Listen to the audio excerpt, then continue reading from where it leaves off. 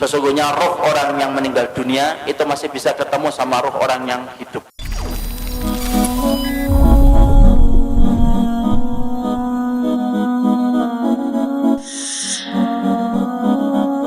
أمي كم أهواها أشتاق لمرأة.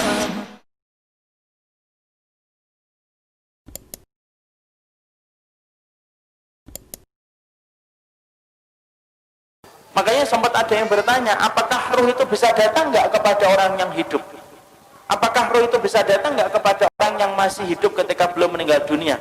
Maka para ulama itu kemudian mengatakan, maka berdasarkan kepada hadis dari Ibnu Abbas mengatakan, roh orang yang meninggal dunia bisa datang kepada orang yang hidup dalam satu tempat saja, dalam satu peristiwa, yaitu ketika dalam mimpi.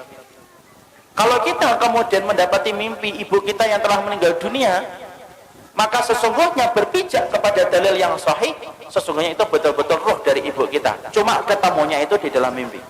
Kalau tidak percaya, kita buka surat Az-Zumar 42. Di situ Imam Ibnu Katsir itu menyampaikan, Allah itu kalau menggenggam roh itu ada dua kondisi. Satu, menggenggam roh orang yang tidur. Dua, menggenggam roh orang yang mati. Kalau orang yang mati, maka ketika sudah tiba waktunya, maka Allah kemudian tidak mengembalikan dia ketika dia hidup. Tapi roh orang yang tidur, ketika dia bangun dikembalikan rohnya. Kapan akan ketemu? Yaitu adalah ketika mereka dalam kondisi tidur. Makanya kalau kita ada di antara kita kok tidur, kemudian kita menjumpai ibu kita yang telah meninggal dunia, berpijak kepada dalil dan keterangan dari Imam Ibnu Katsir ini, mereka para ulama berkata itu betul-betul roh yang sesungguhnya. Makanya pernah terjadi ada satu riwayat yang sahih disebutkan, ada seorang sahabat Nabi namanya Sabit bin Qais.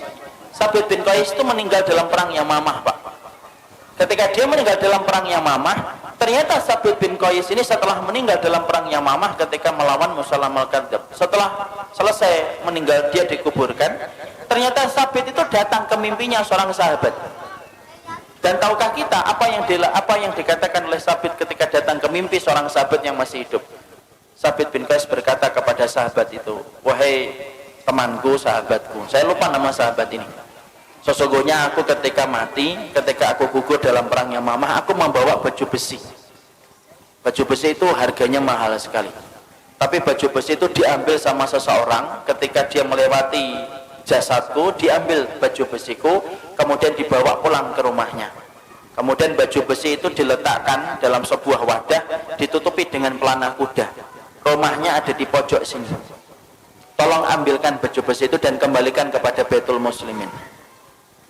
Kemudian yang kedua, saya masih punya utang, tetapi saya punya piutang. Ada orang yang hutang sama saya begini, besarnya segini, tolong ambil piutang saya dari dia, kemudian dipakai untuk membayarkan hutang saya.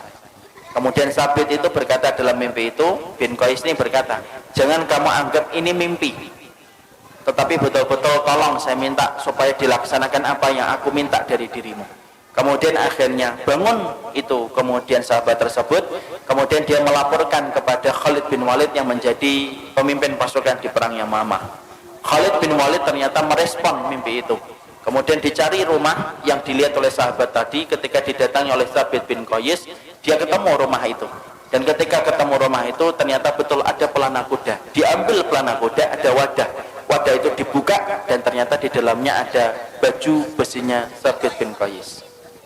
Setelah itu kemudian pemuda tersebut mendatangi Abu Bakar radhiyallahu anhu dan berkata, wahai Abu Bakar, Sabit bin Qais punya piutang, tapi dia juga punya utang. Maka kemudian piutangnya segini, kemudian diberikan ini, tolong diambilkan. Abu Bakar langsung mendatangi sahabat yang piutang kepada Sabit, diambil, kemudian dibayarkan kepada orang yang dihutangi oleh Sabit bin Qais. Sampai rawi yang menyampaikan riwayat ini berkata, itulah wasiat orang yang mati yang dilaksanakan orang yang hidup yang pertama kali dilakukan oleh para sahabat. Nah, disitulah kita akhirnya paham, sesungguhnya kita mengerti, sesungguhnya roh orang yang meninggal dunia itu masih bisa ketemu sama roh orang yang hidup dalam mimpi, Pak.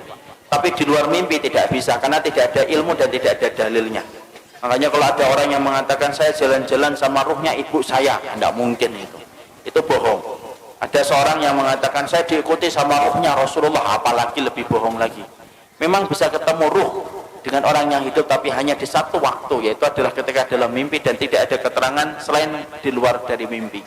Makanya kalau kita ada yang kangen sama ibu kita, kangen sama bapak kita yang sudah meninggal dunia, tiba-tiba kita mimpi, maka itu betul-betul kalau berpijak kepada dalil umum yang tadi kita sebutkan, maka itu merupakan bagian dari ruh yang sesungguhnya, karena Allah itu masih bisa mempertemukan ruh yang hidup dan ruh orang yang mati ketika dalam tidur.